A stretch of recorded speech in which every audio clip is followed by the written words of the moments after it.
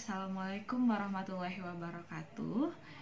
Baiklah, hari ini kita akan belajar mengenai mata kuliah materi dan energi yang diampu oleh dosen kita, Ibu Rani Oktavia MPD.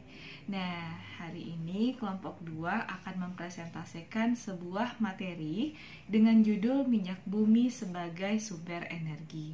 Nah, anggota dari kelompok 2 adalah ada Ariel Monica, Alfadila, Diah Nawangsari, Gus Herlinda, Utari Berliana, dan Anissa Nurfitri. Baiklah, materi pertama tentang sejarah minyak bumi yang akan dijelaskan oleh Alfadila. Kepada Alfadila, disilakan. Baiklah, saya akan menjelaskan materi pertama, yaitu sejarah penemuannya minyak. Nah, di dunia proses penemuan minyak telah dimulai sejak dulu.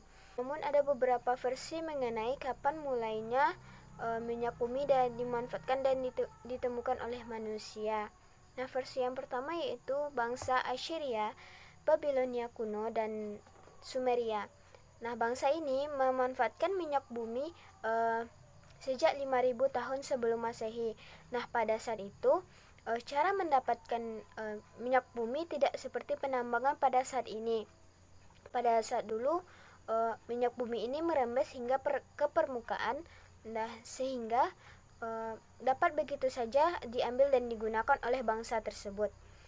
Selanjutnya itu dari sumber lain mengatakan bangsa Timur Tengah, tepatnya di Iran, bangsa yang pertama kali memanfaatkan minyak bumi yang diambil langsung dari rembesan minyak yang sampai ke permukaan. Nah, seiring berjalannya waktu, cara untuk mendapatkan minyak bumi semakin canggih, yang ditandai dengan keberadaan industri minyak bumi ini berdiri pada tahun 1859 silam, yang berlokasi di Titusville, Amerika Serikat.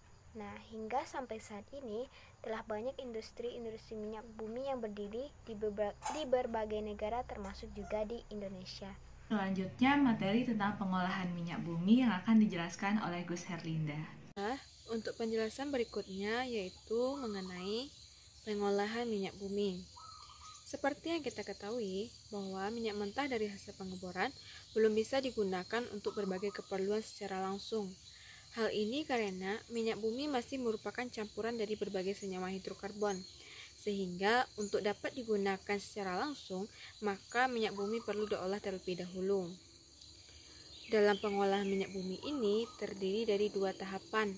Tahap yang pertama yaitu destilasi bertingkat, dan untuk tahap yang kedua yaitu tahap lanjutan yang terdiri dari cracking, reforming, alkilasi dan polimerisasi, treating dan blending.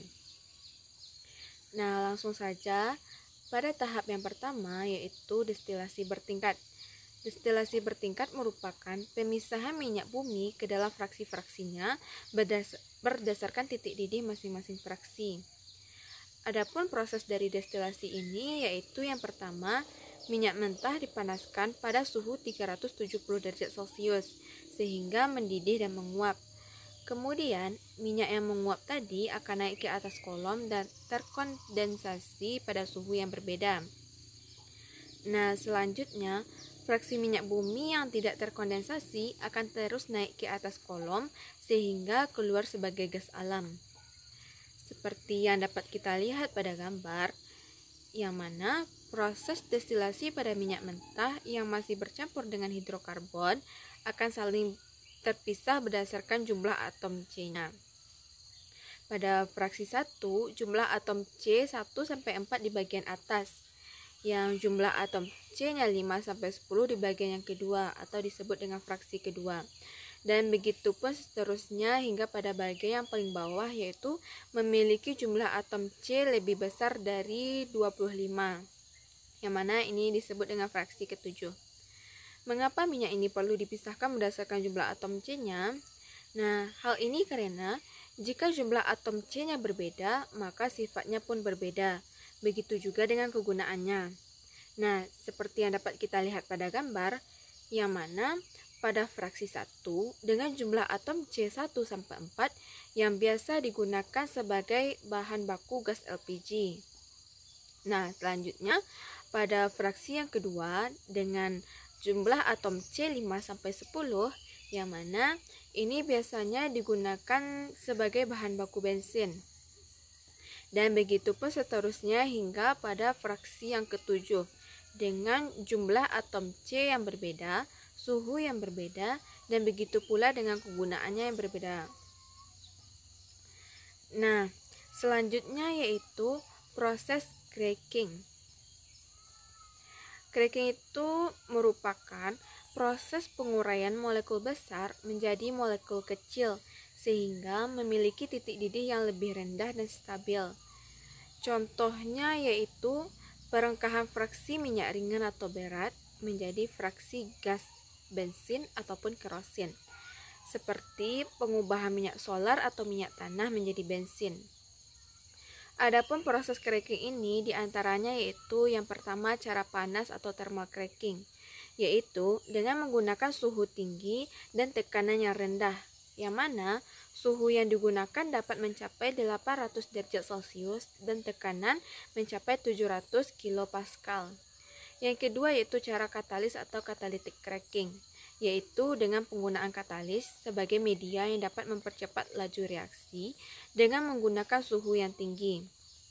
Jenis katalis yang sering digunakan yaitu silika, zeolite, dan beberapa jenis lainnya seperti clay.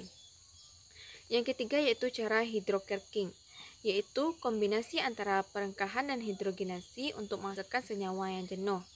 Proses ini dilakukan dengan tekanan yang tinggi. Dengan cara hydrocracking ini, maka jumlah yang diperoleh akan lebih banyak dan mutu akan lebih baik daripada cara thermal dan katalis. Nah, berikutnya yaitu proses reforming. Reforming merupakan proses mengubah senyawa rantai lurus menjadi rantai bercabang ataupun menjadi rantai tertutup. Dengan cara yang bagaimana? Yaitu dengan cara memanaskan pada suhu tinggi dan tekanan tinggi. Nah, contohnya di sini yaitu pentana yang kemudian kita ubah menjadi isopentana. Kenapa kita perlu merubah senyawa hidrokarbon rantai lurus tersebut menjadi rantai bercabang? Hal ini agar dapat meningkatkan kualitas atau mutu dari produk. Nah, proses selanjutnya yaitu proses alkilasi dan polimerisasi. Alkilasi merupakan proses penambahan jumlah atom dalam molekul menjadi molekul yang lebih panjang dan bercabang, yang mana proses alkilasi ini merupakan kebalikan dari proses cracking. Nah, contoh dari proses alkilasi ini seperti pada hasil olahan minyak bumi berupa bensin dengan jumlah atom C5-10. Nah, fraksi pada bensin ini dapat kita alkilasi menjadi molekul yang lebih besar, misalnya minyak solar dengan jumlah atom C15-17. Sedangkan polimerisasi merupakan proses penggabungan molekul-molekul kecil menjadi molekul besar. Contoh dari proses polimerisasi ini yaitu penggabungan molekul-molekul isobutana untuk menghasilkan isooktana, yaitu berupa bensin dengan hasil atau kualitas yang lebih tinggi. Nah, berikutnya yaitu proses treating. Treating merupakan proses pemurnian minyak bumi dengan cara menghilangkan pengotor-pengotornya, yang mana hasil minyak yang telah diperoleh dari pengolahan tahap pertama dan tahap lanjutan sering mengalami kontaminasi dengan zat-zat yang merugikan. Zat-zat yang merugikan ini seperti persenyawaan yang korosif atau yang berbau tidak sedap. Adapun proses dari treating ini diantaranya yaitu yang pertama Cooper sweetening dan Doctor treating, yaitu proses penghilangan pengotor yang dapat menimbulkan bau tidak sedap. Yang kedua yaitu acid treatment, yaitu proses penghilangan lumpur dan perbaikan warna. Yang ketiga dewaxing, yaitu proses penghilangan wax dengan berat molekul tinggi dari fraksi minyak pelumas untuk menghasilkan minyak pelumas dengan pourpoint yang rendah. Berikutnya yaitu despalting, yaitu penghilangan aspal dari fraksi yang digunakan untuk minyak pelumas. Selanjutnya itu desulfurizing atau desulfurisasi, yaitu proses penghilangan unsur belerang. Nah, kemudian proses yang terakhir ini yaitu proses blending. Blending merupakan proses penambahan bahan-bahan aditif ke dalam fraksi minyak bumi untuk meningkatkan kualitas produk siap pakai. Blending ini dilakukan dengan menambahkan berbagai bahan adiktif ke dalam fraksi minyak bumi dari proses-proses sebelumnya. Bahan adiktif yang biasa dipakai pada proses blending ini diantaranya yaitu tetraethylet atau TEL, metil tertier butyl ether atau MTBE, etanol, dan juga metanol. Materi selanjutnya tentang hasil penyulingan minyak bumi yang akan dijelaskan oleh Ariel Monika. Baiklah, saya akan menjelaskan hasil dari penyulingan minyak bumi. Proses penyulingan minyak bumi ini dilakukan dengan beberapa tahapan. Tahapan yang pertama yaitu mencampurkan atau pencampuran minyak bumi. Pada proses ini dilakukan pada unit tangki minyak bumi. Tujuan dari proses pencampuran ini yaitu untuk membuat kualitas minyak bumi menjadi lebih merata. Hasil akhir dari proses pencampuran minyak bumi ini yaitu minyak bumi yang siap untuk diolah. Tahapan yang kedua yaitu tahap persiapan. Pada tahap persiapan ini dilakukan pada unit proses desalter. Tahapan ini bertujuan untuk menurunkan kadar air dan kadar garam di dalam minyak bumi tersebut. Hasil akhir dari proses persiapan ini yaitu minyak bumi yang siap untuk diproses. Tahapan yang ketiga yaitu tahap proses pemisahan campuran. Pada proses ini dilakukan pada unit CDU dan HVU. Proses ini bertujuan untuk pemisahan primer berdasarkan titik didih dari bahan-bahan yang ada di dalam minyak bumi tersebut. Hasil akhir dari pemisahan ini yaitu LPG, nafta, LVGO, dan HVGO, long residue dan short residue. Tahapan yang keempat yaitu proses konversi atau cracking reforming. Pada proses ini dilakukan pada unit proses VCC, RVCC, delayed coker, phase breaker, platforming. Dan tujuan dari proses konversi ini yaitu perengkahan atau pembentuk atau reforming. Hasil akhir dari proses konversi ini yaitu LPG, naphtha, premium, after, solar, bottoms, propylene, dan green cake. Yang kelima yaitu proses perbaikan kualitas. Pada proses perbaikan kualitas ini dilakukan pada unit proses HDS. Tujuan dari proses ini yaitu untuk membuat kualitas dari hasil dari minyak bumi tersebut menjadi lebih baik. Dan dengan hasil akhir dari perbaikan kualitas ini yaitu menghasilkan solar sulfur yang rendah. Hal ini yang menyebabkan kualitas dari hasil penyulingan tersebut memiliki kualitas yang tinggi. Selanjutnya yaitu proses pencampuran produk. Pada proses pencampuran produk ini dilakukan pada unit blending. Hal ini bertujuan untuk memaksimumkan marketable produk. Dan hasil akhir dari proses pencampuran produk ini yaitu LPG, Premium 88, Pertamax, Pertadek, dan fuel oil. Selanjutnya, kelebihan dan kekurangan minyak bumi sebagai bahan bakar yang akan dijelaskan oleh Utari Berliana.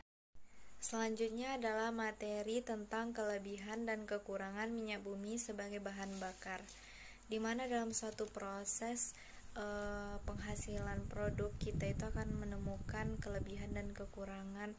Kelebihan yang dimiliki oleh minyak bumi yang pertama adalah minyak bumi memudahkan untuk transportasi karena minyak bumi memiliki sifat cair.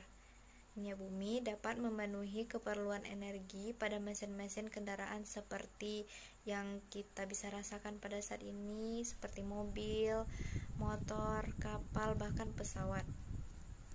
Selanjutnya, yang kedua, minyak bumi menghasilkan bahan bakar kendaraan. Minyak bumi itu menghasilkan bahan kendaraan, yaitu hasil pengolahan seperti bahan bakar kendaraan, di mana minyak bumi itu bisa memudahkan untuk transportasi. Selanjutnya, pengurusan yang mudah. Maksudnya di sini adalah bahwa minyak bumi dalam pengangkutan dan pengurusannya itu sudah praktis. Jadi kita tuh mudah. Selanjutnya, minyak bumi dengan energi yang paling banyak digunakan. Kita ketahui bahwa pada saat-saat ini minyak bumi adalah salah satu atau satu-satunya energi yang masih banyak digunakan. Selanjutnya, minyak bumi dengan harga yang relatif terjangkau. Karena harga minyak bumi yang ada di pasaran itu sesuai dengan jangkauan masyarakat sekitar. Selanjutnya, kekurangan. Minyak bumi itu memiliki kekurangan, yaitu pembentukan dengan waktu yang lama.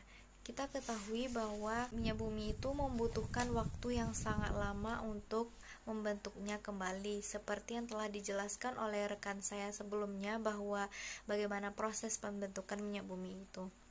Soalnya dampak limbah yang banyak. Dalam penambangan minyak bumi, hampir semua prosesnya itu akan menghasilkan limbah, dan limbah itu tentunya berdampak kepada manusia dan lingkungannya. Selanjutnya, penggunaan produksi minyak bumi pada mesin dan kendaraan itu berdampak kepada polusi udara. Di sini dapat dikatakan bahwa minyak bumi itu memiliki kekurangan itu yang berdampak kepada kesehatan manusia, di mana polusi udara yang kita hirup itu bakal menyebabkan sesak nafas, udara yang menempel di kulit, bahkan menyebabkan jerawat dan sebagainya. Selanjutnya itu produksi pengolahan dengan dana yang cukup besar. Selanjutnya, materi penggunaan minyak bumi di dunia yang akan dijelaskan oleh Diah Nawangsari. Baiklah, pada kesempatan hari ini saya akan menjelaskan materi mengenai penggunaan minyak bumi di dunia. Nah, seperti yang kita ketahui, minyak bumi adalah sumber energi fosil yang hasil olahannya nanti dimanfaatkan sebagai sumber energi.